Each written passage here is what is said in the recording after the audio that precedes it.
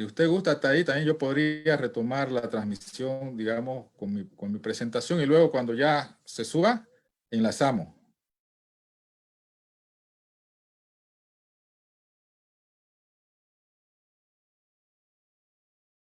Ya está subida. Ahí estás viendo, Lonita. Estás viendo lo mismo que ves, ¿no? Sí.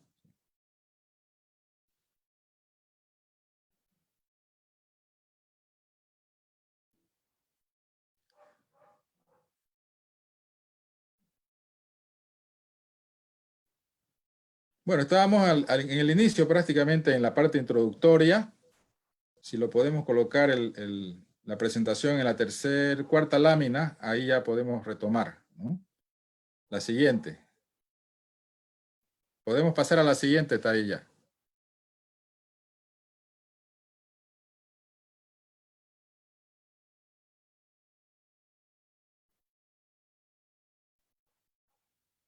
Bueno, en realidad esta parte tiene que ver con los principios, ¿no?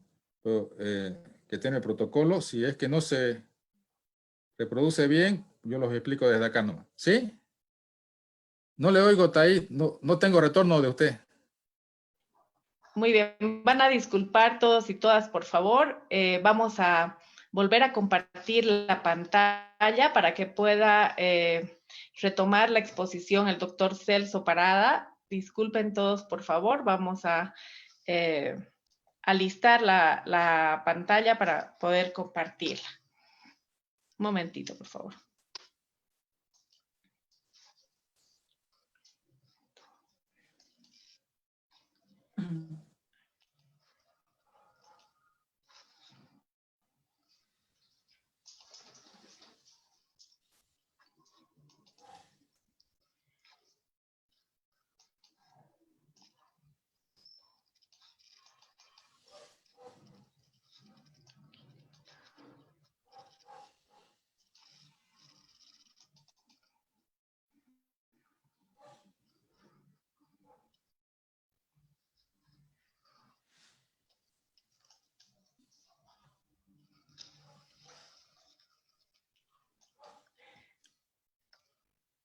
Ahora sí, doctor Celso, va a disculpar, por favor, no la hay ningún interrupción problema. de la Está ahí. tecnología. Pasemos a la tercera lámina, a la siguiente. Pero ya podemos retomar con Sí. normalidad. ¿Está Ya. bien en Bueno, esta? Sí, está bien. Desde aquí vamos a retomar. Bueno, vamos a pasar a definir el concepto en realidad de protocolo. Un protocolo es nada más que una guía de procedimientos y de acciones, ¿no? Que son necesarias para cumplir de una manera apropiada los propósitos tanto de información, atención biopsicosocial y legal, digamos, a niños, adolescentes, víctimas de trata de personas y de delitos conexos. ¿Cuáles son los objetivos de este protocolo? Es garantizar una respuesta institucional oportuna, ágil para la atención integral a niñas, niños, adolescentes, víctimas sobrevivientes de trata y tráfico de personas que estén orientadas al respeto y a la garantía, al respeto y a la garantía de sus derechos. Este protocolo lleva la denominación también de víctima sobreviviente en el sentido de que ya una víctima que logra obviamente superar de alguna forma, digamos, el trauma inicial que ha tenido, se convierte en una sobreviviente que puede también ayudar a otras víctimas para pasar ese trance. Entonces, por eso es que le hemos denominado de esa manera. Pasamos a la siguiente lámina, por favor.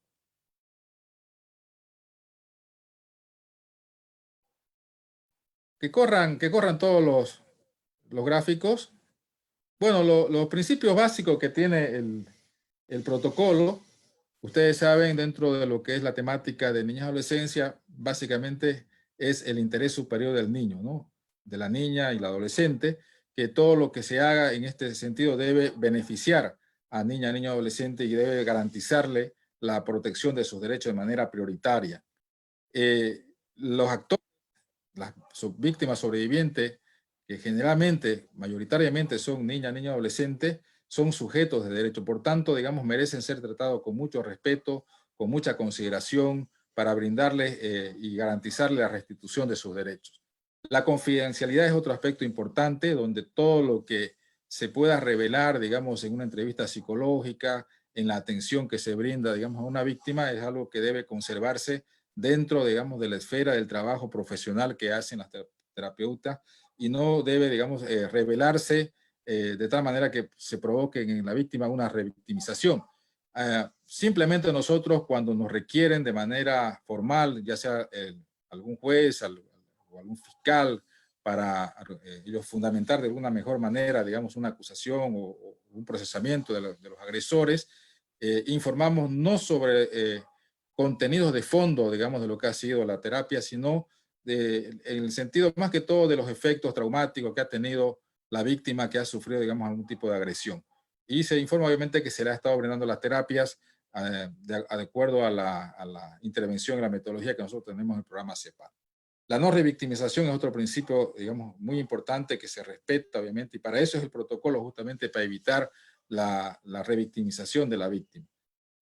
La participación e información, el derecho que tiene, obviamente, la víctima que está en este proceso de restauración del daño que ha sufrido, de ser informada sobre qué está pasando, por ejemplo, con el proceso legal que se está llevando adelante, de mantenerle, aún así ellas, por ejemplo, no hubieran querido asumir, digamos, la participación protagónica dentro de un proceso. Muchas veces las víctimas ya una vez se las recupera, están en este proceso de recuperación y de terapias, ya muy poco les interesa en realidad el proceso penal. Entonces, de todas maneras, igual se les debe informar, digamos, del avance, ¿no? de este proceso.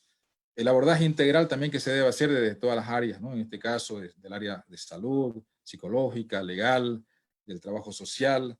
Ustedes, especialmente en nuestras instituciones, son estos los profesionales que abordan a la víctima.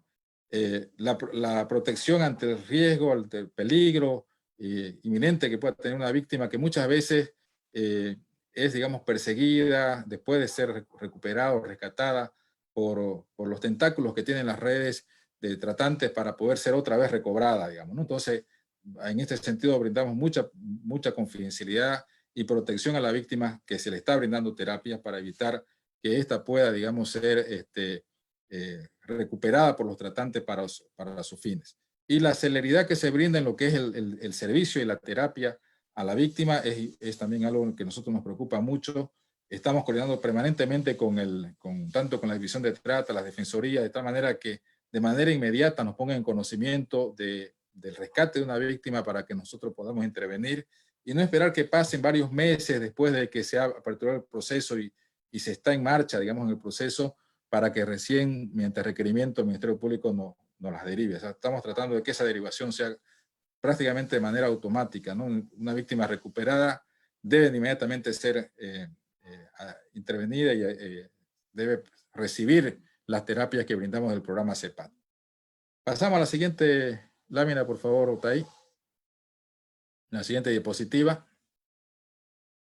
Bien, las instituciones que intervienen en este protocolo básicamente son las siguientes. Es el programa CEPAD, que es el Centro Especializado en Prevención y Atención Terapéutica a las Víctimas. El programa de Asistencia Social y Familia, que es el PAS, que depende también, ambos programas dependemos del Servicio de Políticas Sociales. Acá en Santa Cruz se denomina el CEDEPOS, lo que en otros departamentos se denomina el CDGES. Los enfoques que tiene, digamos, el protocolo está obviamente en función a los principios que hemos mencionado y también a los enfoques rectores que tiene el protocolo único de atención a víctimas de trata y tráfico de personas, que está vigente desde 2012 y, como les decía, está en proceso de adecuación y de actualización a todas las normas posteriores, digamos, a la ley 263 y su reglamento.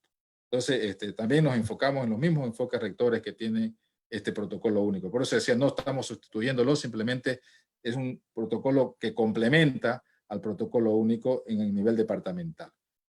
Otra institución importante con la que siempre estamos coordinando es ASAFAVIT, que, como ya les mencionaba, acá en Santa Cruz, es la Asociación de Apoyo a Familiares de Personas Desaparecidas, de Víctimas de Trata y Tráfico de Personas, que en Santa Cruz y en otros departamentos tiene gravitación importante, hacen mucha incidencia política, de tal manera que están logrando, por ejemplo, que las instituciones que trabajamos en la temática nos movamos mucho en este tema para poder dar respuesta a las víctimas.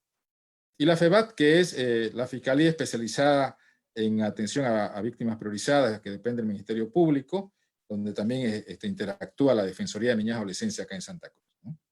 Siguiente diapositiva, por favor.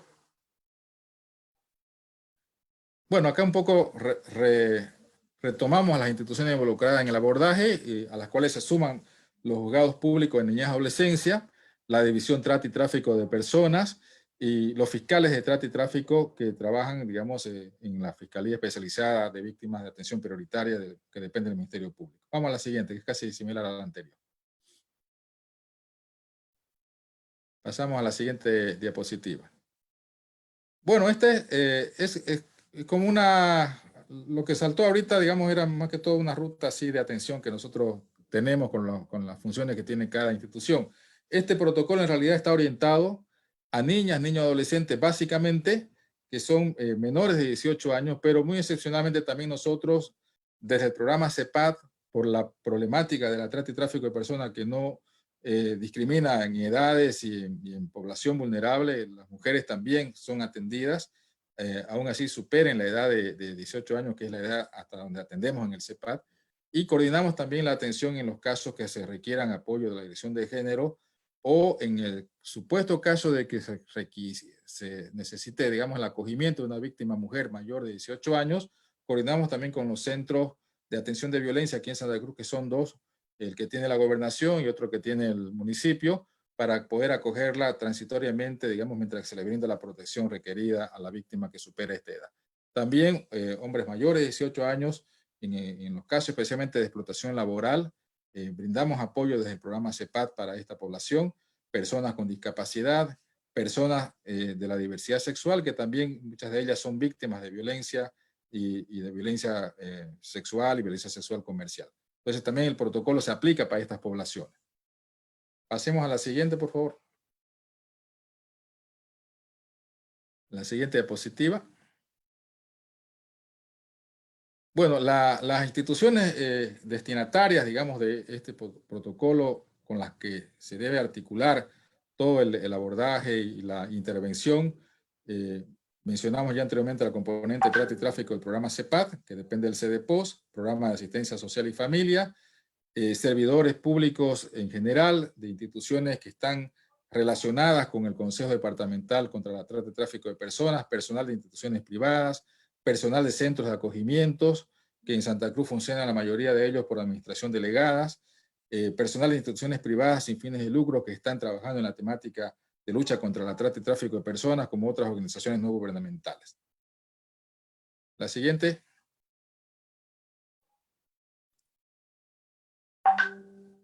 Continuamos con la presentación. Bueno, ya en lo que hace a la intervención propiamente para la protección de la víctima, tenemos en el capítulo 5 del protocolo la denominación de atención y protección a víctimas sobrevivientes de trata y tráfico de personas y cuál es el procedimiento general que se sugiere en el protocolo que se debe desarrollar.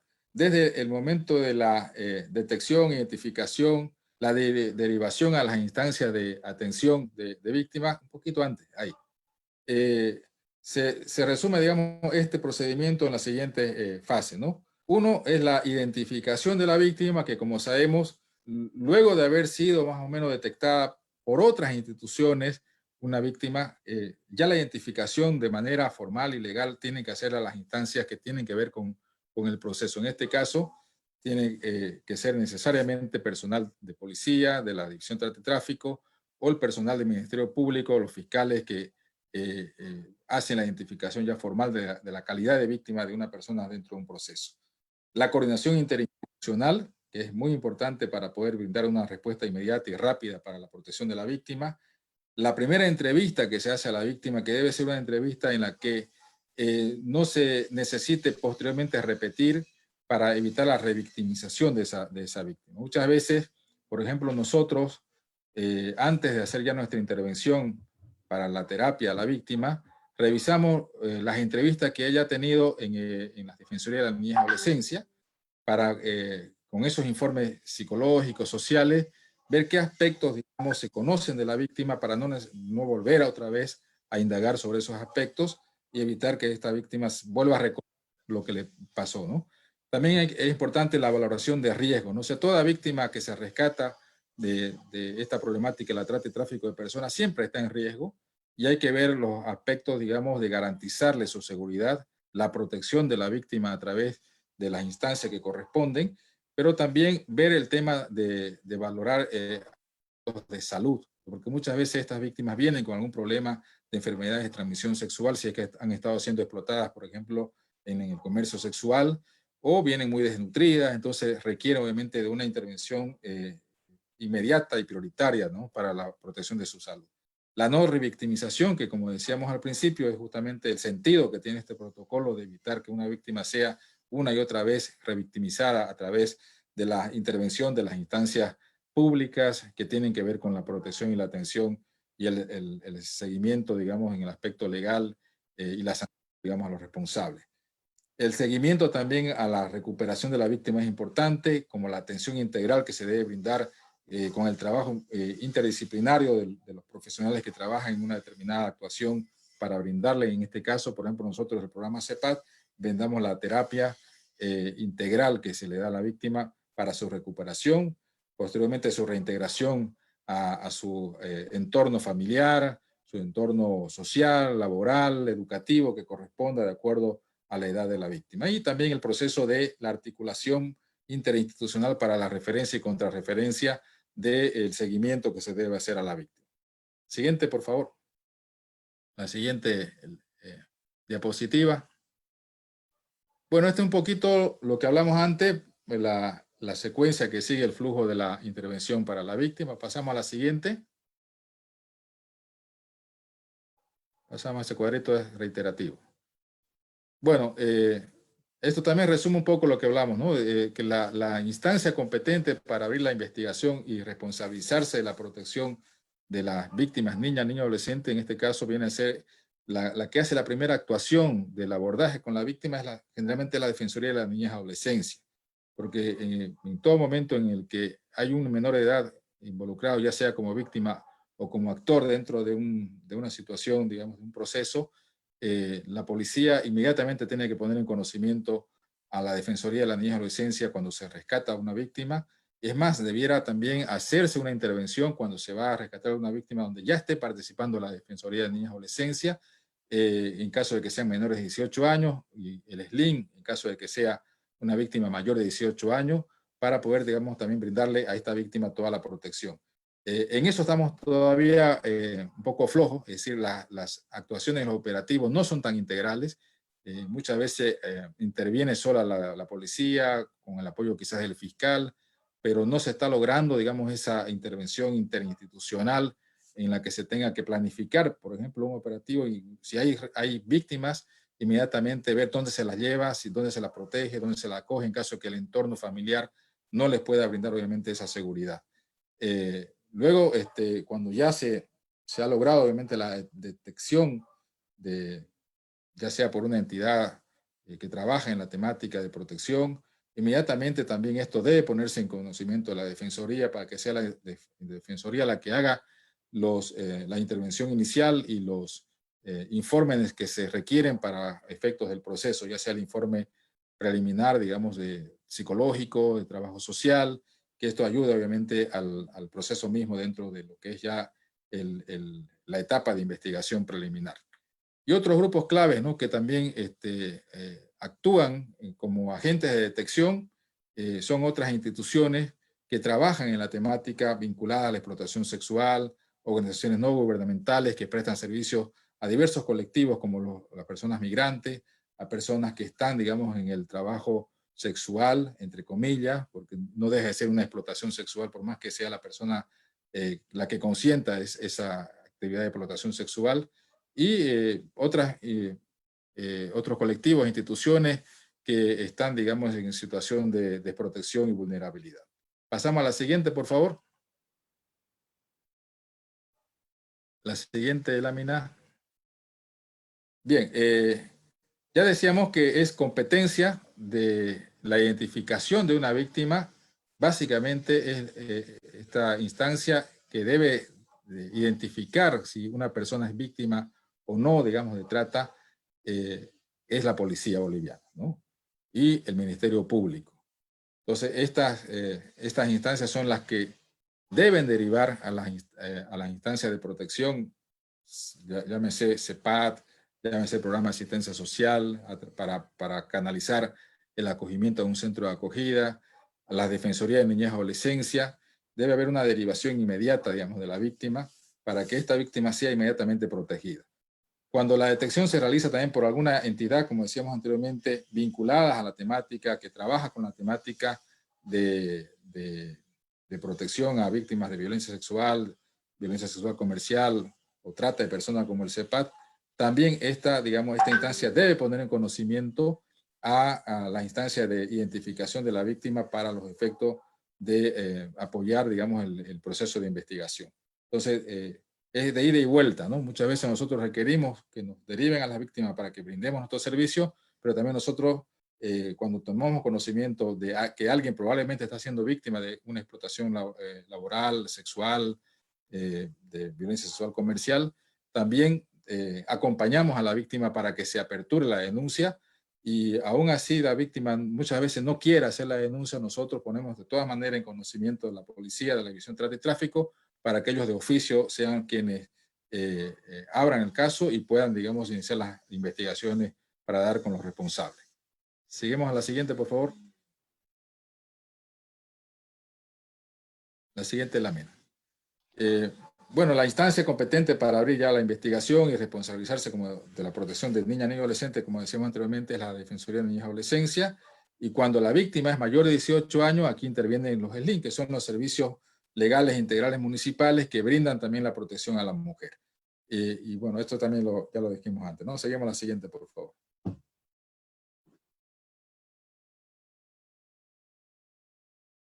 Bueno, esta coordinación interinstitucional, nosotros siempre estamos en contacto con la Defensoría de Niñas y Adolescencia para los efectos de coordinar la protección de la víctima, de coordinar también la derivación hacia nuestro centro. Es importante justamente que esta instancia, que es la instancia que de manera directa y es el primer contacto, digamos, que tiene con el sistema público de protección de menores, de niños, niños y adolescentes, una víctima de trata, es la Defensoría de Niñas y Adolescencia, y esta debe obviamente actuar de manera rápida y con celeridad. No siempre ocurre, digamos, esto porque muchas veces tienen una recarga de trabajo las Defensorías de Niñas y Adolescencia, porque hacen, digamos, intervienen en muchos aspectos, tienen en las competencias nuevas que le incorporó la ley 548, muchas más atribuciones. Entonces el personal siempre es reducido, no siempre se logra, digamos, tener esa respuesta inmediata, y a veces los informes demoran, ¿no? Un poco, pero de todas maneras nosotros coordinamos que esa derivación para brindarles nuestro servicio de terapia psicológica a las víctimas sea lo más rápido posible, ¿no? Para que esa víctima sea protegida de manera inmediata. Si no se le ubica dentro de su entorno familiar, porque el entorno familiar más bien es quien provoca, digamos, la situación de riesgo, canalizamos el acogimiento en algún centro de acogida que tengamos aquí en Santa Cruz, que brinde esa protección a esta víctima. Y luego, obviamente, ya se procede a brindarle toda la protección y el fortalecimiento. Se coordina también la posibilidad de su reinserción laboral, buscándole algún tipo de apoyo, digamos, interinstitucional para la capacidad de desarrollar la capacidad de esta víctima, y que pueda también salir adelante sin necesidad de caer, digamos, en esta red de tratantes. Porque muchas situaciones que se presentan son las necesidades económicas, ¿no? Las que hacen que las personas caigan en las víctimas de los tratantes, en la red de los tratantes. También es importante que la primera intervención que se haga con la víctima se vean cuáles son las necesidades básicas e inmediatas que tiene la víctima, ¿no? Ya decíamos al principio que las víctimas, cuando son rescatadas, muchas tienen problemas de cuadros de nutrición, secuelas de maltrato, enfermedades de transmisión sexual, VIH-Sida, o en otros casos también están embarazadas cuando han sido víctimas de explotación sexual. Entonces hay que brindarle también esta atención inmediata, incluso previa a la intervención legal o a la intervención psicológica, ¿no? Entonces es importante también esta coordinación. Seguimos adelante. Y la valoración de riesgo también es algo que debe hacerse en todo momento, ¿no? Porque ya, como decíamos, muchas veces las víctimas van, por ejemplo, a un centro de acogimiento y hay personas que están rondando por los centros de acogimiento, facilitándole la forma para que puedan salirse. Si bien un centro de acogimiento no es, digamos, un centro donde las personas que son acogidas se las tiene recluidas, si no es un centro de protección, pero muchas veces los tratantes se enteran, si es que logran enterarse, se filtra alguna información donde fue ingresada la víctima y ven los medios de que esa víctima escape y salga y otra vez ellos retomarla, ¿no? Entonces, esta valoración de riesgo tiene que ver con su seguridad, la seguridad de ellas, de las víctimas, la seguridad de sus familias, la seguridad del entorno de protección también que se brinda a las víctimas. Por eso es que la unidad de protección a víctimas y testigos es importante que funcionen en el Ministerio Público, que no sea nomás una denominación que está en la ley, sino que en la práctica se le brinde a las víctimas esta protección por los riesgos que esto implica. Muchas de estas víctimas también son sometidas al consumo de drogas, de sustancias, digamos, que les hacen dependientes de las drogas, y esto hace también de que ellas busquen a su agresor, busquen a su explotador por la necesidad que tienen de consumir, ¿no? Entonces también esto implica un proceso de rehabilitación también, de desintoxicación en muchos casos a víctimas que han sido sometidas a la dependencia de sustancias controladas. Y las amenazas permanentes que una víctima recibe, incluso por parte de los miembros de las redes, es para que ellas, si han denunciado, retiran la denuncia. O si, digamos, están en proceso de en que ellos, la investigación está tratando de que ellas revelen algo, son intimidadas para que no digan nada, para que tampoco familiares intervengan. Entonces es una situación en la que hay que proteger a la víctima y mantenerla aislada de ese acceso que pueda tener el agresor, si es que no ha sido detenido aún, para, digamos, evitar que se interrumpa su proceso de recuperación primero y también el proceso legal, ¿no? Entonces, porque permanentemente ellos amenazan a la víctima para evitar que la ley, digamos, les caiga. Entonces, también la revictimización es un riesgo que se corre permanentemente en el tratamiento, en la atención que se da a las víctimas. Por eso es que es recomendable, y también en el protocolo se recomienda, que a una víctima de trata una sola vez se le tome la declaración. Y esa vez que se le tome sea, digamos, una declaración preparada como una prueba anticipada dentro de los parámetros legales que permite el procedimiento para que sea válida dentro del juicio y que además se la haga en cámara GESEL.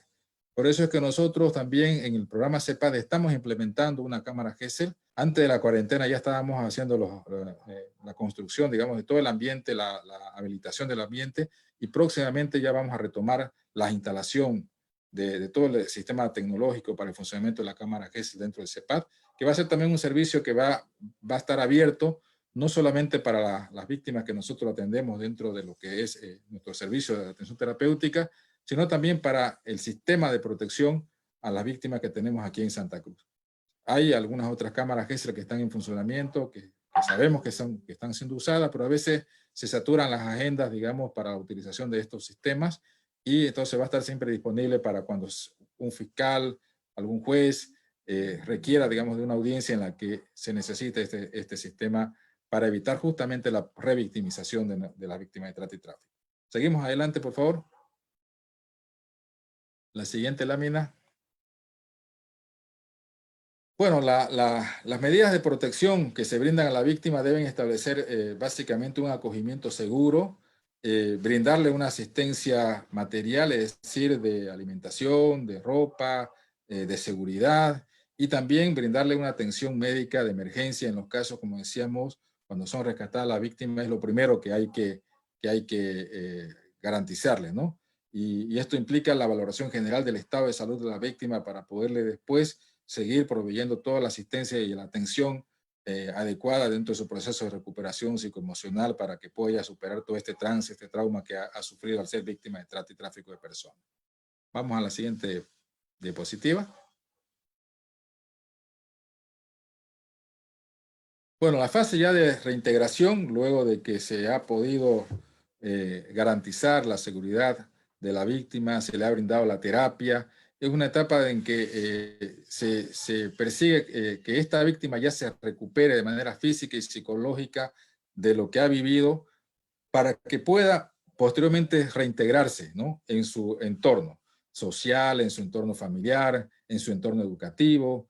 Y este es el impacto, digamos, que garantiza y genera toda una red de protección que debe existir en el departamento a través, digamos, de las instituciones que trabajan en la temática de protección de las víctimas, como también de los mecanismos personales del entorno que rodea a la víctima, ¿no? Dentro de su familia, de su entorno social, para que esta víctima pueda, obviamente, ser ya una sobreviviente de lo que ha vivido, ¿no? De la trata, el tráfico, de la violencia sexual comercial, de los delitos conexos. Entonces, en esta etapa es indispensable que se logre las condiciones para un retorno digno y garantizado su seguridad para la asistencia, digamos, de que esta víctima muchas veces, cuando son, por ejemplo, personas que son traídas de afuera, del exterior, se les ha quitado su documentación o están indocumentadas, hay que ayudarles obviamente en su proceso de migración para que puedan, digamos, restablecer toda su permanencia, pero además garantizarle también su retorno a su país, donde pueda obviamente ella retornar, digamos, a su hogar. Y si en el supuesto caso de que también sea en el hogar donde ha tenido la posibilidad de ser puesta a riesgo, garantizarle dentro de nuestro estado, digamos, el acogimiento en un centro de acogimiento mientras sea menor de edad y pueda ya desarrollarse y poder, digamos, ya después ser independiente para poder salir a la sociedad y valerse por sí misma, ¿no? Entonces se le tiene que brindar toda esta red de asistencia social, psicológica, de recreación, de inserción laboral y reintegración también al sistema educativo cuando todavía están en proceso de escolaridad. Y debe coordinarse con todas las instituciones encargadas de educación, de la parte laboral, para lograr este objetivo que es su reinserción laboral y educativa.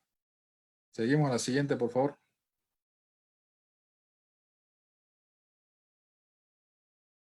Bueno, los actores, ¿no? que participan en todo este proceso para lograr, digamos, estos objetivos son los mismos que mencionamos al principio, ¿no? División Trata y Tráfico de Personas de la Fuerza Especial de Lucha contra el Crimen, la Fiscalía de Trata y Tráfico de Personas del Ministerio Público, la Defensoría de Niñez y Adolescencia, los servicios legales integrales cuando se trata de personas mayores de 18 años, los servicios departamentales de políticas sociales, en este caso lo que en Santa Cruz conocemos como el CDPOS, que tiene específicamente para la protección de esta problemática el Programa de Asistencia Social y Familia y el componente de trata y tráfico de personas del CEPAD, el Servicio Departamental de Salud, SEDES, que tiene que ver con todo el sistema, digamos, de protección de la salud a través de los centros de salud y hospitales, especialmente en lo que es la competencia de la gobernación, que son los hospitales del tercer nivel, la organización también que trabaja en la sociedad civil en esta temática para brindar atención, protección a la víctima, hacen una tarea muy importante que también nosotros valoramos y coordinamos con ellas para garantizar la protección a la víctima sobreviviente de trata y tráfico de personas. Creo que hasta ahí más o menos lo más relevante del protocolo, para que sobre esto, si tienen algunas inquietudes, algunas preguntas, podamos ir complementando. Adelante, Tay.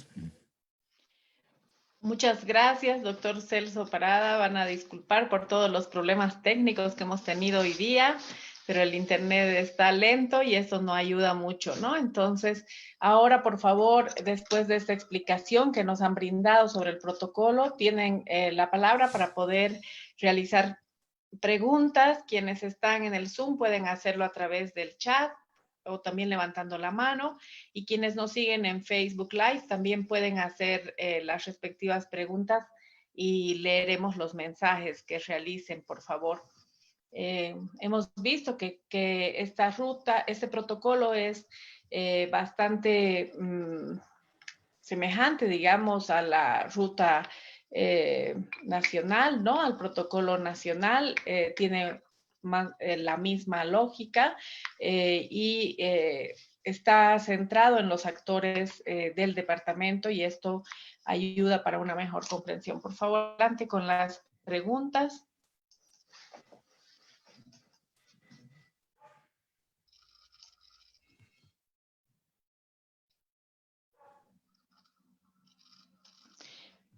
Mabel Daza Arteaga, por favor, le estamos solicitando reactivar el audio para que pueda realizar su pregunta.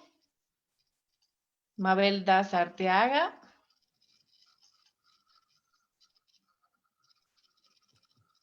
¿Puede encender su micrófono, por favor?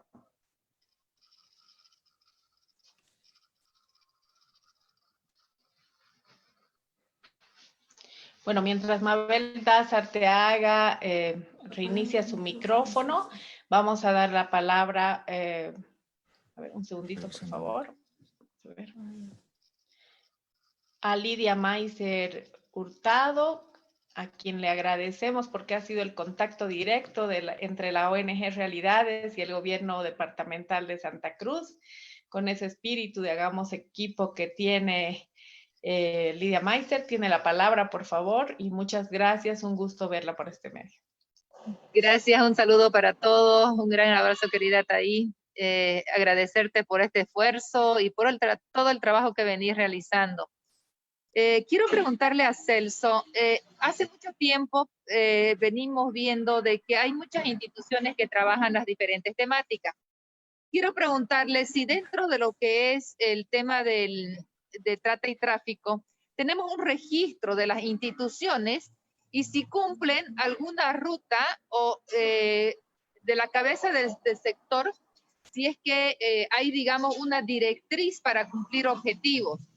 O sea, estas instituciones están registradas, hay un registro dentro de lo que es la cabeza del sector y cumplen una planificación de actividades de acuerdo a los requerimientos.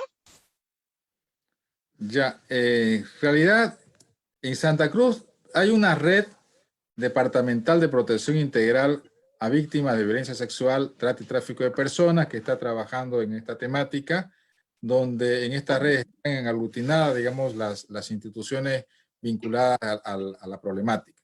Pero además, en el Consejo Departamental contra la Trata y Tráfico de Personas, el Consejo ha abierto la participación de la sociedad civil a través de varias instancias. Por ejemplo, forman parte del Consejo Departamental la Asociación de Apoyo a Familiares de Personas Desaparecidas Víctimas de Trata y Tráfico de Personas, AFAVID. Forma parte también la misma red a través de su coordinadora. Forman parte del Comité Cívico Femenino, la Casa de la Mujer, pero además, dentro de la estructura que tiene el Consejo de Trata y Tráfico de Personas, están los comités funcionales y sectoriales. Estos comités funcionales y sectoriales además aglutinan otras instituciones de la sociedad civil vinculadas a estas instancias que he mencionado, que trabajamos de manera coordinada. Por ejemplo, todo este mes de julio estamos organizando de manera coordinada actividades y acciones vinculadas obviamente a lo que es la temática de trata y tráfico de personas en el contexto de lo que se va a recordar el próximo 30 de julio, el Día Mundial contra la Trata y Tráfico de Personas. Entonces, estamos nosotros desde el sector público a través de lo que es, digamos, el componente de trata y tráfico de personas y el Consejo Departamental que encabeza el gobernador Rubén Costa, estamos coordinando con todas las instancias de sociedad civil. Gracias. ¿Hubiera alguna otra inquietud? Gracias por la importante pregunta, estimada Lidia. Yo creo que esta pregunta es muy interesante porque como lo ha explicado el doctor Celso, están coordinando, están articulando, ¿no? En el Consejo. Sin embargo, hay varias otras instancias de articulación de entidades y a veces se superponen o a veces no coordinan, ¿no? Que atienden a otro tipo de poblaciones que pueden estar vulnerables, digamos, a este tema de trata y tráfico, ¿no? Y esta es una dificultad que tenemos a nivel general, nacional, digamos, ¿no? Hay diferentes consejos, diferentes instancias para diferentes temas. Y en todo caso es a nivel, por ejemplo, de niñez y adolescencia, de acuerdo al Código Niño, Niña, Adolescentes, el CDG es el que debería tener un registro de entidades y la autorización respectiva para sus actividades, ¿no? El CDG es la instancia técnica departamental de política social o el CDEPOS en Santa Cruz es quien tiene esta atribución general, digamos, ¿no? Y ahí no lo dice la normativa, pero sería ideal que desde esa instancia pues se coordine directamente con todos los consejos y comités y redes que hay, como el Consejo Departamental contra la Trata y Tráfico de Personas, que en este caso en Santa Cruz, a diferencia de en otros municipios, tiene una persona responsable específica dentro del CEPAT, ¿no? En este caso, el doctor Celso Parada. Esto no pasa, lamentablemente, en otros departamentos. donde no se cuenta con un responsable del tema, ¿no? Quería complementar eso a la respuesta que dio el doctor Celso Parada. No veo otras manitos u otras preguntas, no sé, dice aquí Ángela, pregunta doctor Celso, si pudiera ejemplificar una situación de trata de personas, ¿cómo fue su reinserción y cómo no revictimizar a las víctimas de trata? Qué importante pregunta. Adelante, doctor Celso. Bueno, de los casos que, por ejemplo, nosotros hemos atendido, yo recuerdo un caso de una adolescente que fue rescatada de un, acá digamos, tenemos en Santa Cruz muchos lugares que encubren violencia sexual comercial, ¿no? O lo que denominan de manera, digamos, errónea prostitución infantil.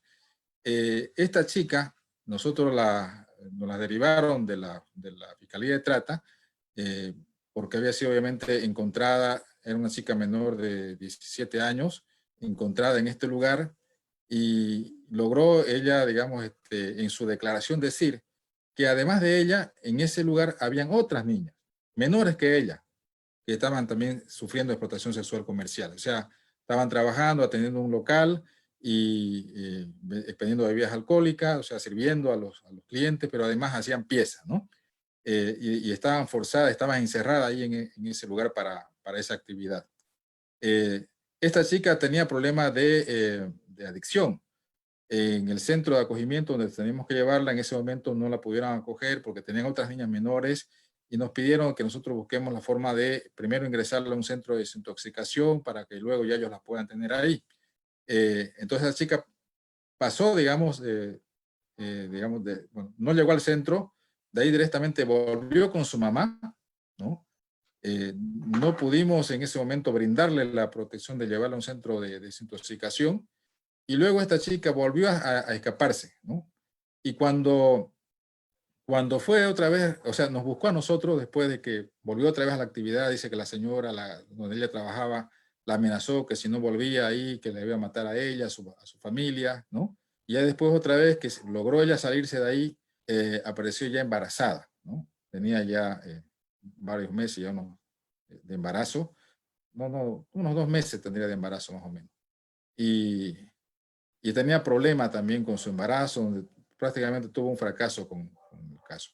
Entonces ahí vimos, por ejemplo, cómo no se le brindó a la víctima de manera inmediata una protección, no se hizo una intervención articulada en su momento para poder rescatar a las otras víctimas que esta víctima mencionó que había, ¿no? En ese lugar.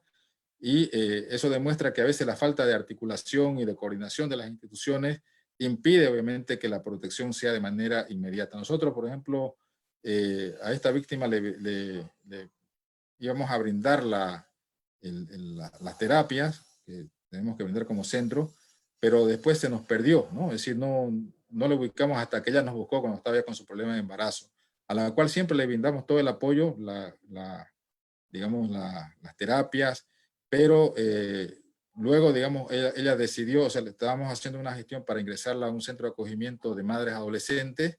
Ella decidió retornar, porque ella ya tenía una niña que la criaba su mamá, ¿no? Decidió nuevamente retornar a su casa, ¿no? Con su madre. Pero era un lugar donde obviamente ya antes había estado, digamos, expuesta a riesgo, su madre no le garantizaba la protección, y esa adolescente debía haber estado y permanecido, digamos, en un centro de acogimiento para poderla recuperar. Nosotros prácticamente le hemos perdido la huella, ¿no? Porque es probable de que ella otra vez haya retornado a la misma actividad. Entonces eso es lo que ocurre, ¿no? Cuando no se logra una protección efectiva de la víctima y no se le brinda la protección adecuada en su momento, ¿no? En el momento en que es rescatada.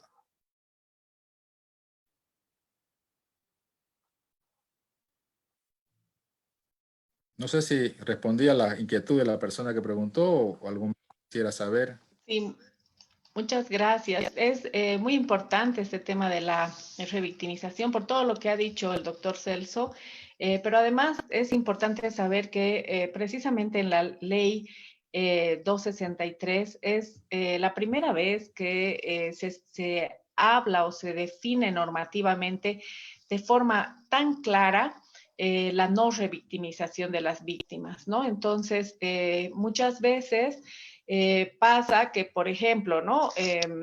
El doctor Celso explicaba muy bien la importancia del uso de la cámara Gesell y de una única entrevista, ¿no? Lamentablemente la limitación de infraestructura, equipamiento en muchos lugares en Bolivia hace que esto no se pueda, no pueda ser efectivo, ¿no? Aunque utilizan otros medios también para tratar de hacer esto, ¿no? Entonces, la ley marca de forma muy clara esto y también la atención especializada que deben tener las víctimas, ¿no? Y por eso es que el sistema de protección en este caso es mucho más amplio y requiere mucha mayor participación de todas las instancias, de ya no solo los gobiernos municipales, como son las defensorías de la niñez y adolescencia, sino también de la Fiscalía, del Ministerio Público, porque es necesario que se brinde esta atención especializada y este acompañamiento, ¿no? a la víctima y a su familia también. Y además, la normativa define todos los medios de protección que se le deben garantizar precisamente para no revictimizarla, ¿no? Y no exponerla también a que pueda tener contacto con los agresores, ¿no? Que en este caso suelen ser muy intimidatorios, tanto con la víctima como con la familia. Entonces, de lo que se trata es de que puedan haber procesos de atención especializados, ágiles, oportunos. Hemos visto también que hay una dificultad, por ejemplo, en el hecho de la confusión de la tipificación que muchas veces hay, y esto no permite que hayan sentencias ejecutoriadas en estos temas, y esta es otra forma de revictimización, ¿no? Es una forma de violencia institucional el hecho de que no haya una respuesta eficaz, rápida, oportuna, y lamentablemente vemos muchos cuellos de botella en el sistema en general, ¿no? No hablo en este caso de Santa Cruz en particular, sino del sistema de protección y atención en general. Sabemos que tiene muchos cuellos de botella a diferentes niveles, pero por eso es que la revictimización precisamente se produce si las instancias no tienen una adecuada especialización, no tienen una adecuada articulación de referencia y contrarreferencia. Y por eso es tan importante que, por ejemplo, Santa Cruz cuente con esta buena práctica de tener un protocolo específico, ¿no? Sabemos que las políticas nacionales se desarrollan y se van acordando y muchas veces no llegan muy rápido a las regiones y estos procesos de difusión de estas políticas nacionales a veces son lentos, pero el hecho de que ya se cuente con un protocolo en Santa Cruz hace varios años que permita una mejor o mayor articulación contribuye, ¿no? A esta situación y a no revictimizar precisamente a las víctimas de trata y tráfico, ¿no? Vamos a ver, hay otra consulta, ¿no? Dice, en caso de tener nosotros conocimiento de una situación de violencia sexual, bueno, este es otro tema, ¿no? Como establecimiento, tenemos la obligación de denunciar. ¿Puede, por favor, indicar el procedimiento y el tiempo que rige a la ley para no caer en encubrimiento? Aquí vamos a diferenciar que es un tema, el tema de violencia sexual, y otro tema es el tema de trata y tráfico de personas. Sin embargo, siempre se debe denunciar, ¿no? Lo antes posible. Le voy a dar la palabra, por favor, al doctor Celso Parada para que pueda respondernos en relación al tema de trata y tráfico. Muchas gracias. Ya, gracias, está ahí. Complementando lo que decías, en realidad, cuando estamos hablando de víctimas menores de 18 años, y si esto hubiera tomado conocimiento, entiendo que la persona que pregunta es de algún establecimiento educativo, es obligación de, ya sea la profesora, el director, quien haya tomado conocimiento de una situación vinculada a trata, porque también trata tiene que ver con, por ejemplo, violencia sexual comercial, y lamentablemente hay muchos casos de niñas que se prestan a ser damas de compañía y estar, digamos, en una situación de explotación sexual comercial, y por ahí se enteran en el colegio. Muchas veces, por temor, por vergüenza, ellas a sus padres no le van a decir nunca lo que le está pasando, porque además han entrado en esa dinámica producto de la necesidad que ellas ven, que sus padres no tienen los recursos para poder comprar una u otra cosa, entonces ellas ven la manera de proveerse de manera fácil, digamos, lo que los padres no le pueden dar. Entonces es obligación de la maestra, del profesor, del director, del establecimiento que ha tomado conocimiento, poner en conocimiento esta situación ante la Defensoría de Niñez y Adolescencia, para que esta instancia, la instancia protectora de la niñez y adolescencia, pueda ya hacer las acciones que correspondan para formular la denuncia contra el presunto autor de ese hecho, ¿no? Y brindarle la protección y la contención a la víctima y coordinar, obviamente, las terapias que esta víctima va a necesitar para poder restablecerse de manera psicoemocional y no recaer, digamos, en una depresión o no recaer en una situación en la que pierde su autoestima y por esa razón continúa en esa dinámica, ¿no? Entonces, también es importante, obviamente, que esta labor de denuncia se haga en coordinación también con los padres, ¿no? Porque los padres también tienen que saber qué ha pasado con la menor, pero es obligación hacer la denuncia. Muchas veces los padres, por temor, por vergüenza, no quieren denunciar, pero si tomó conocimiento la docente y al ser una servidora pública tiene la obligación de denunciar, si no lo hace está cayendo también en una figura penal que está sancionada por la misma ley 263. Muchas gracias, doctor Celso. Sobre esta pregunta es importante que diferenciemos también, ¿no? Los tipos de delitos que se producen, pero siempre ante cualquier situación de violencia o en este caso de conocimiento sobre trata y tráfico, pues tienen que hacer la denuncia correspondiente. Las defensorías de la niñez y adolescencia tienen que tomar conocimiento de las situaciones y dar una respuesta adecuada, y en este caso, a nivel del delito de trata y tráfico específicamente, pues ya coordinarán con todo el sistema, que en este caso es el Consejo Departamental contra la Trata y Tráfico, pero todos pueden hacer su denuncia directamente en la policía, la fiscalía, y también acudir a las defensorías de niñez y adolescencia, ¿no? Es fundamental que denunciemos y que además promovamos una cultura de denuncia, ¿no? Ahora preguntan,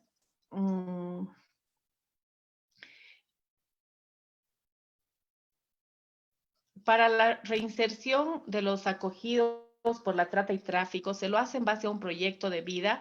¿Y de qué manera se hace el seguimiento para ver si lo realiza de una manera adecuada? ¿Quiénes son los responsables de realizar ese seguimiento y durante qué tiempo se lo realiza? Doctor Celso, por favor, tiene la palabra. Ya, en realidad, dentro de un centro de acogimiento, sea la problemática, en este caso, hablando ya específicamente en lo que es trata y tráfico de personas, el centro de acogimiento no solamente le debe brindar a la víctima o a la persona que está en una situación de necesidad de protección, el acogimiento, digamos, para tener el techo, la alimentación y, bueno, y todos los cuidados que requiere, sino también debe prepararlos para su reinserción. ¿Qué significa eso? Normalmente una persona que está creciendo en ese ambiente de acogimiento va a llegar a una edad en la que tiene que retornar a su vida normal, a su vida cotidiana, si tiene la protección en su entorno familiar, a su entorno familiar. Si no lo tuviera, va a tener que retornar a la actividad de su misma comunidad, de la sociedad. Por tanto, tiene también que prepararse para digamos, ese retorno a la actividad, digamos, social, en su sistema, ya sea de vida, de protección. Por tanto, tiene que trabajarse con ella un proyecto de vida para después de los 18 años, en caso de que tuviera que retornar ya a su vida normal, digamos, ¿no? Pero nosotros, dentro de lo que es el seguimiento que hacemos ya en el tema de las terapias, sí hacemos el acompañamiento, hacemos el seguimiento si está en acogimiento para ver qué evolución ha tenido la persona, si se ha logrado, digamos, identificar familiares que puedan garantizar la protección, coordinar para la reinserción a la familia, ¿no? Y lograr, digamos, que esta víctima no se quede en el centro de acogimiento hasta cumplir los 18 años. O sea, la idea de un centro de acogimiento es la última opción que hay de protección. En la medida en que el sistema familiar, el sistema social pueda brindarle ese retorno y luego de habérsele garantizado la seguridad a esa víctima y la protección, se tiene que trabajar en ese plan de retorno, digamos, y reinserción.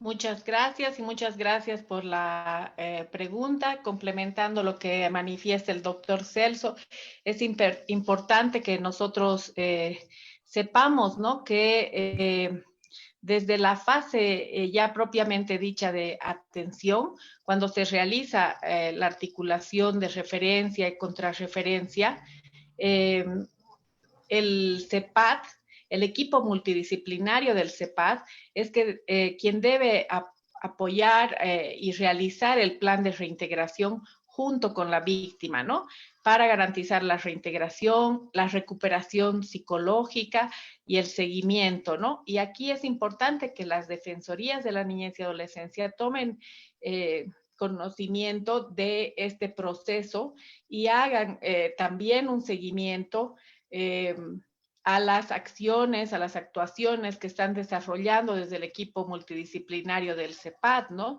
Porque no nos olvidemos que es atribución de las defensorías de niñez y adolescencia hacer el seguimiento de los niños, niñas y adolescentes que se encuentran en centros, ¿no?, de acogida o centros especializados de atención.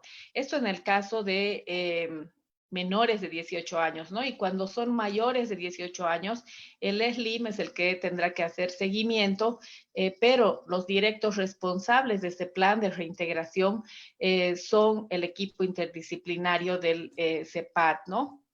Y es importante que se realice este seguimiento y también el seguimiento post, ¿no?, de reintegración. Tenemos otra pregunta que manifiesta: sería bueno que el protocolo sea socializado para que así la sociedad sepa de qué manera actuar ante el conocimiento de trata y tráfico. ¿Cuál sería la forma de realizar la socialización? Le voy a ceder la palabra al doctor Celso, pero entiendo que precisamente este tipo de espacios, además de todas las acciones que hacen de prevención y sensibilización desde el CEPAD, tienen este fin, ¿no? Doctor Celso, por favor, tiene la palabra. Sí, en realidad nosotros ya venimos socializándolo el protocolo del año pasado. Lo hemos estado haciendo en los centros de acogimiento, lo hemos estado haciendo también con las defensorías de niñez y adolescencia, tanto de la ciudad de Santa Cruz la Sierra como de los municipios. Y ahora que, bueno, esta coyuntura nos ha hecho que todos aprendamos a manejar la herramienta Zoom y poder interactuar de esta forma, también los estamos haciendo por esta vía. Este ciclo de formación incluido justamente en este segundo tema, el tema del protocolo, porque consideramos que es importante que muchas más personas, más allá de las que trabajan en las instituciones públicas o privadas que están vinculadas específicamente a la protección de la víctima, también tengan acceso al conocimiento del protocolo, ellos también puedan accionar en el momento en que puedan detectar una situación de riesgo en la que una adolescente, una niña o un niño pueda estar en riesgo, digamos, de ser captado por redes de tratantes, o si es que toman conocimiento de que está ocurriendo eso, también saber a dónde acudir para poder denunciar. Muchísimas gracias. Aquí hay una pregunta muy importante. Manifiestan: ¿cuándo se podría considerar encubrimiento? Tiene la palabra doctor Celso, por favor. Bueno, el encubrimiento es cuando, conociendo la ocurrencia de un hecho delictivo, no hacemos nada para develarlo, ¿no? Para poner en conocimiento de que eso está ocurriendo. Y este encubrimiento puede ocurrir incluso en el entorno familiar, ¿no? Hay situaciones que los padres, las madres saben que le está pasando a sus hijas y no lo denuncian, ¿no? Porque por ahí, con su actividad, esta menor está más bien trayendo el sustento al hogar, ¿no? Como una víctima menor de edad está en una actividad, por ejemplo, de explotación sexual comercial y está generando recursos para la casa, ¿no? Y los padres saben de esta situación y no lo están denunciando. Ahí están encubriendo, por ejemplo, porque esa menor, aún así lo haga con consentimiento de ella, al ser menor de edad ese consentimiento está viciado y por tanto igual ella está siendo víctima de la comisión de la explotación sexual comercial. Entonces ahí también está el entorno familiar encubriendo. Si en el entorno educativo también se sabe, ¿no?, que está ocurriendo algo con una persona y no lo denuncia, está encubriendo, ¿no? O sea, está facilitando que se siga ocurriendo la comisión de un determinado hecho delictivo.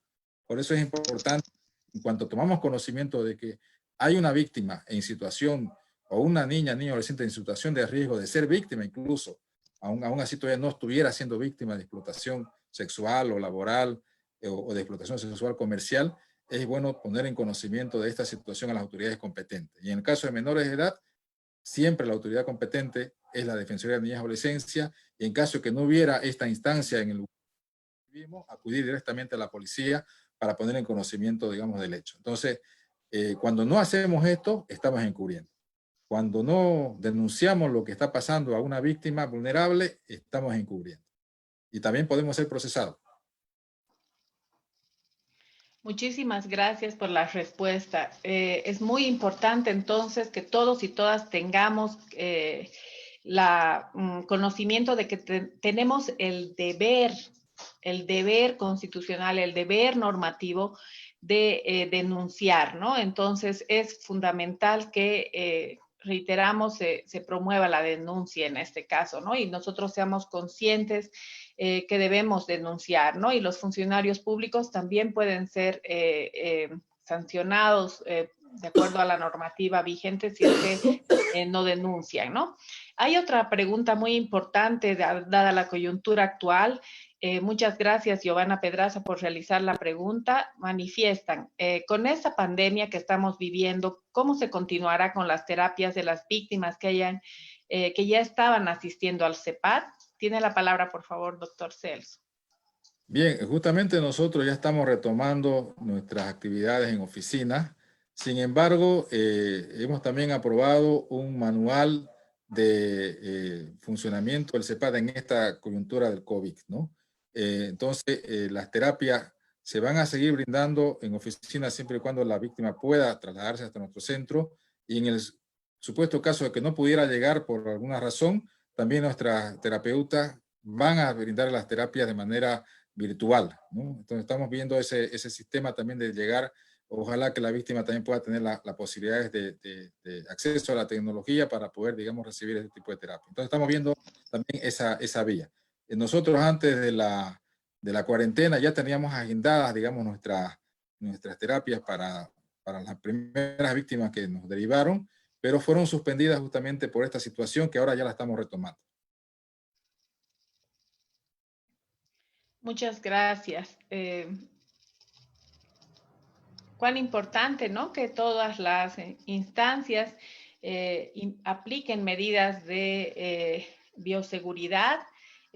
También sería importante ver cómo se pueden hacer, se puede continuar haciendo esta atención a través de precisamente las redes, ¿no? Utilizando el WhatsApp, utilizando ese tipo de comunicación tecnológica, aunque sabemos que es difícil, pero puede ser complementario.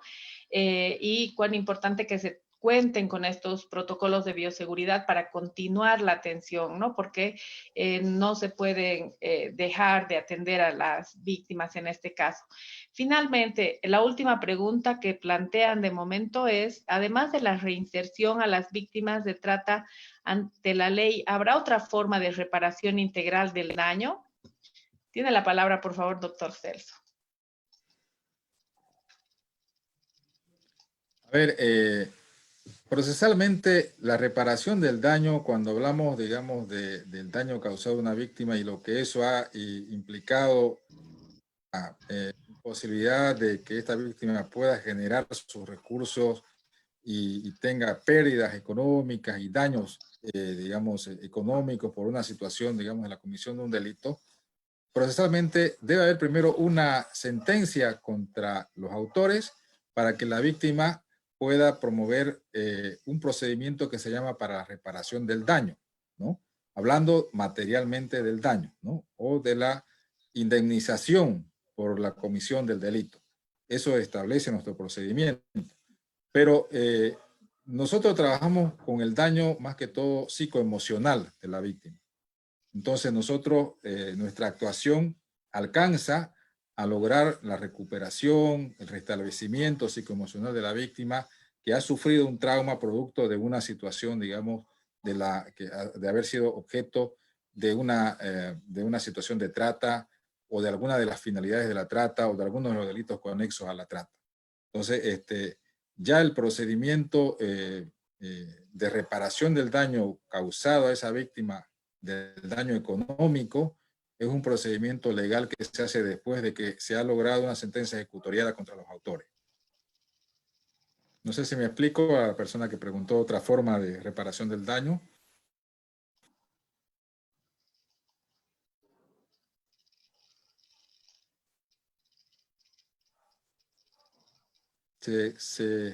No hay una mayor pregunta al respecto, pero es importante, ¿no? En este sentido, tomar en cuenta que se deben hacer las gestiones necesarias por parte del equipo, en este caso, que está apoyando jurídicamente, ¿no? a la víctima, ya sea desde la Defensoría o desde el SLIM. Es importante que se promueva la atención y la reparación del daño, ¿no? Sin embargo, también es importante que sepamos que no... el camino recorrido tiene que ser no solamente el legal, sino, como bien decía el doctor Celso Parada, la atención psicológica, la atención integral de la víctima, ¿no? Esto es fundamental, ¿no? Ahora depende mucho de los equipos interdisciplinarios que apoyan en este caso y que atienden a las víctimas, ¿no? Esto es fundamental. Pero sí es importante, ya hemos visto, ¿no? La dificultad que hay para llegar a tener sentencias ejecutoriadas.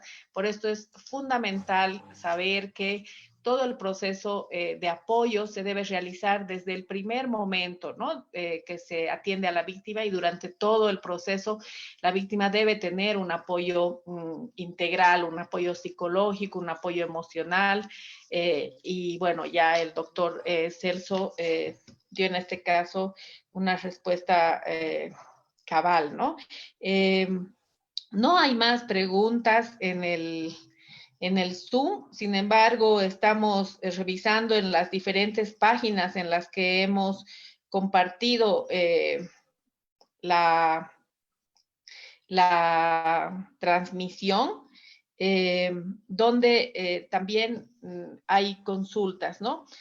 Por un lado, bueno, felicitan la exposición, también solicitan dónde se puede acceder a la información compartida. Y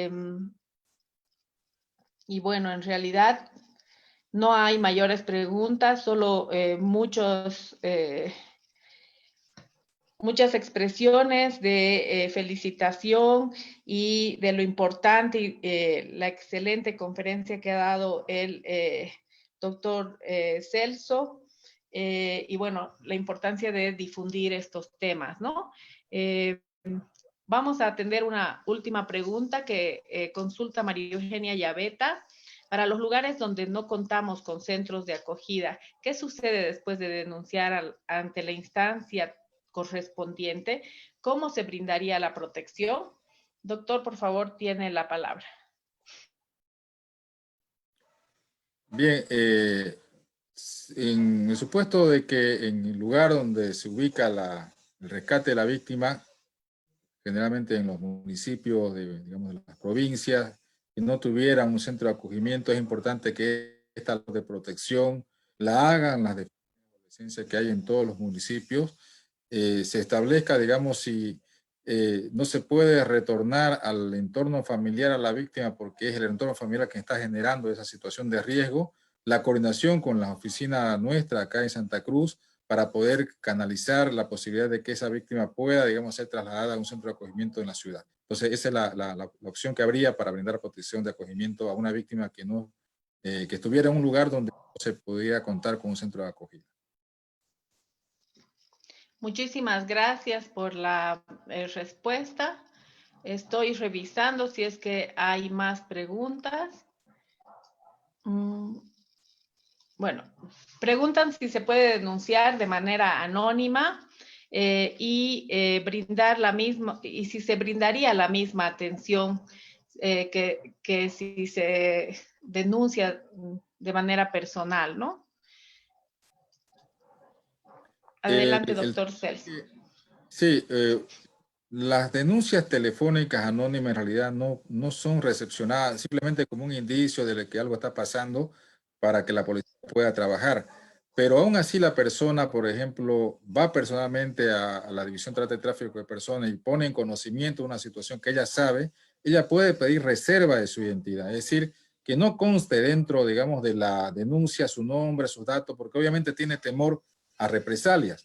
Entonces, en esos casos, el oficial que recepciona la denuncia, él funge de oficio en la denuncia. Pero los datos son importantes que se proporcione, obviamente, a la División de Trata y Tráfico de Personas para que ellos puedan actuar, ¿no? E intervenir. Y lo mismo si lo hace ante una instancia de la Defensoría de Niñez y Adolescencia. Ella puede apersonarse, puede solicitar reserva de su identidad para efecto de no sufrir después algún tipo de represalia cuando la persona sepa quién fue la que hizo la denuncia y todo eso, porque como los documentos en materia penal son públicos, entonces las personas pueden acceder a conocimiento de un proceso, ¿no? Entonces, puede solicitar también la reserva de la identidad y tiene toda la garantía de que la instancia pública que receptora de denuncia le va a facilitar ese mecanismo de la reserva de la identidad.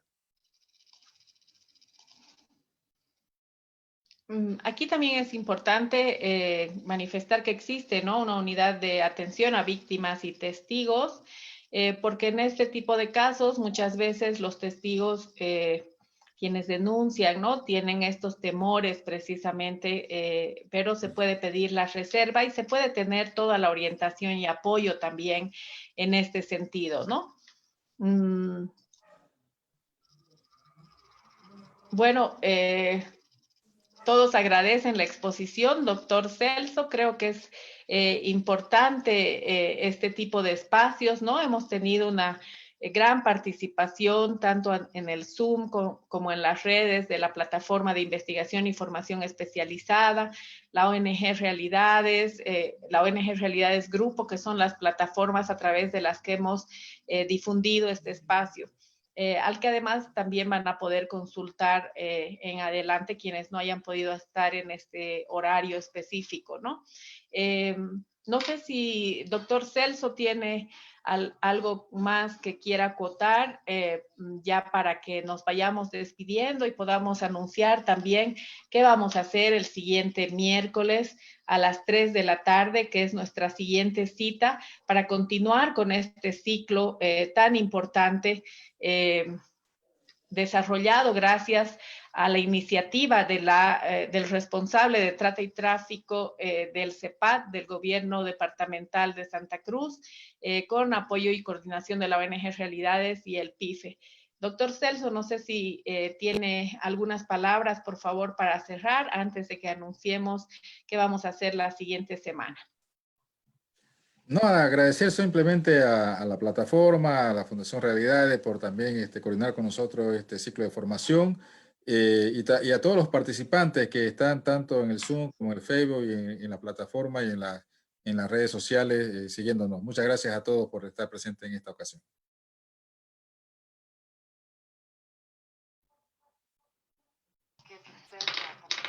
Muy bien, muchísimas gracias. Entonces, este ciclo de formación tiene todavía 2 exposiciones siguientes. El siguiente miércoles a las 3 de la tarde vamos a tener la participación de Verónica Cronenbold y también su colega Erika de Cochabamba, que tiene una amplia experiencia en el tema de atención y prevención. Y el tema va a ser buenas prácticas de atención y prevención frente a la violencia sexual comercial. Hemos visto que hay dudas, ¿no?, en relación a poder distinguir claramente qué es la violencia sexual, qué es la trata y tráfico y cuáles son las especificaciones de los delitos como el tema de la violencia sexual comercial. Y en este sentido es que la siguiente semana vamos a tener a la coordinadora del movimiento Vuela Libre para poder hablar específicamente sobre el tema de violencia sexual comercial y vamos a poder conocer las experiencias también, tanto de atención como de prevención, que se van desarrollando en otros municipios, ¿no? Yo quiero agradecer al doctor Celso Parada porque es quien ha tenido la iniciativa de desarrollar este ciclo tan importante y quiero agradecer a todas las participantes y los participantes que están acudiendo los miércoles a estos espacios. Ya vamos a ver cómo coordinamos el desarrollo en base a sus preguntas también de mayor información para que todos y todas estemos informados y podamos contribuir a la prevención y también cuando tengamos conocimiento de este tipo de situaciones, animarnos a denunciarlas, porque es importante, es fundamental que denunciemos y que no permitamos que estas situaciones se produzcan, ¿no?